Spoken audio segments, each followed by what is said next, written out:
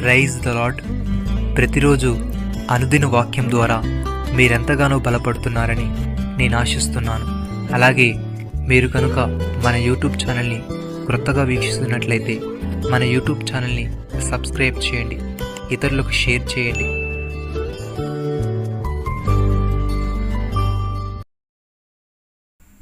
మంచి నేలను విత్తబడిన వారెవరనగా వాక్యమును విని దానిని అంగీకరించి 30దంతులుగాను 60దంతులుగాను 100ంతులుగాను ఫలించువారని చెప్పాను. మార్కు సువార్త 4వ అధ్యాయము 20వ వచనము. ప్రియమైన సహోదరి సహోదరులారా, మీరు యేసును గూర్చి విని ఆయన యందలి సత్యము ఉన్నది ఉన్నట్లుగానే ఆయన యందు ఉపదేశింపబడిన వారైనలా మీరు అలాగూ క్రీస్తును నేర్చుకున్నవారు కారు. కావున మునుపటి ప్రవర్తన విషయంలోనైతే మోసకరమైన దురాశ వలన చెడిపోవు మీ ప్రాచీన స్వభావమును వదులుకొని మీ చిత్తావృత్తి యందు నూతనపరచబడిన వారై నీతియు యథార్థమైన భక్తియు గలవారై దేవుని పోలికగా సృష్టింపబడిన నవీన స్వభావమును ధరించుకొనవలెను. సహోదరి సహోదరులారా, మనము దేవుని కొరకు ఫలమును ఫలించినట్లు మృతుల నుండి లేపబడిన క్రీస్తును వేరొకని చేరుటకై మీరును ఆయన శరీరం ద్వారా ధర్మశాస్త్రం విషయమై మృతులైతరి. ఏలయనగా మనము శరీర సంబంధులమై ఉండినప్పుడు మరణార్థమైన ఫలమును ఫలించుటకై ధర్మశాస్త్రం వలనైన పాపేచ్ఛలు మన అవయములలో కార్యసాధికములై ఉండెను. ఇప్పుడైతే దేని చేత నిర్బంధించబడితిమో దాని విషయమై చనిపోయిన వారమై ధర్మశాస్త్రం నుండి విడుదల పొందితిమి గనుక మనము అక్షరానుసారమైన ప్రాచీన స్థితి గలవారము కాక ఆత్మానుసారమైన నవీన స్థితి గలవారమై సేవ చేయుచున్నాము. భక్తుడి విధంగా అంటున్నాడు, దేవుని గూర్చినట్టు మన ప్రభువైన యేసుక్రీస్తును గూర్చినట్టునైన అనుభవ జ్ఞానం వలన మీకు కృపయు సమాధానమును విస్తరించునుగాక. ఆ మహిమా గుణాతిశయములను బట్టి ఆయన మనకు అమూల్యమును అత్యధికములైన వాగ్దానములను అనుగ్రహించి ఉన్నాడు.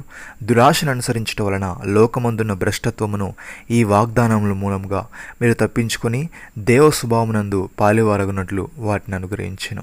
ఈ హేతువు చేతనే మీ మటుకు మీరు పూర్ణ జాగ్రత్త గలవారై మీ విశ్వాసమునందు సద్గుణమును, సద్గుణమునందు జ్ఞానమును, జ్ఞానమునందు ఆశా నిగ్రహమును, ఆశా నిగ్రహమునందు సహనమును, సహనమునందు భక్తిని, భక్తి యందు సహోదర ప్రేమను, సహోదర ప్రేమ యందు దయను అమర్చుకునుడి.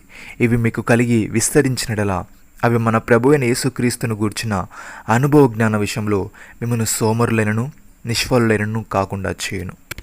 ప్రియమైన సహోదరి సహోదరులారా, మనము దేవుని చిత్తమును పూర్ణముగా గ్రహించిన వారమునై ప్రతి సత్కార్యంలో సఫలగుచ్చు, దేవుని విషయమైన జ్ఞానముందు అభివృద్ధి పొందొచ్చు, అన్ని విషయములలో ప్రభువుని సంతోషపెట్టినట్లు ఆయనకు తగినట్టుగా నడుచుకున్న వల్లనియు ఆనందముతో కూడిన పూర్ణమైన ఓర్పును దీర్ఘశాంతమును కనపరుచున్నట్లు ఆయన మహిమాశక్తిని బట్టి సంపూర్ణ బలముతో బలపరచబడవలనియు తేజోవాసులైన పరిశుద్ధుల స్వాస్యములో పాలివారగుటకు మనల్ని పాత్రులుగా చేసిన తండ్రికి మీరు కృతజ్ఞతాస్తులు చెల్లింపవల్లని దేవుని బతిమాలుకొనిచున్నాను.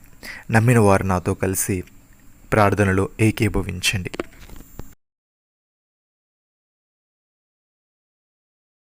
మమ్మల్ని మికిలిగా ప్రేమిస్తున్న మా ప్రియ పరలోకపు తండ్రి, మీరు మాకు ఇచ్చిన ఈ వాగ్దానాన్ని బట్టి మీకు స్తోత్రములు. దేవా, మేము వాక్యాన్ని విని విడిచిపెట్టే వారముగా కాక దాని ప్రకారము జీవిస్తూ 30దంతులుగాను 60దంతులుగాను 100ంతులుగాను ఫలించే వారముగా ఉండుటకు సహాయం దయచేయమని, మునుపటి ప్రవర్తన విషయంలో అయితే మోసకరమైన దురాశ వలన చెడిపోవు మా ప్రాచీన స్వభావం వదులుకొని మా చిత్తావృత్తి యందు నూతనపరచబడిన వారమై నీతియు యథార్థమైన భక్తియు గల వారమునై నీ పోలికగా సృష్టింపబడిన నవీన స్వభావమును ధరించుకునే వారముగా ఉండటకు సహాయం దయచేయమని, మీరు మాకిచ్చిన ఈ గొప్ప రక్షణ భాగ్యమును బట్టి మీకు వందనాలు చెల్లిస్తూ ప్రభువైన యేసు క్రీస్తు నామములో ప్రార్థిస్తున్నాము తండ్రి. ఆమేన్.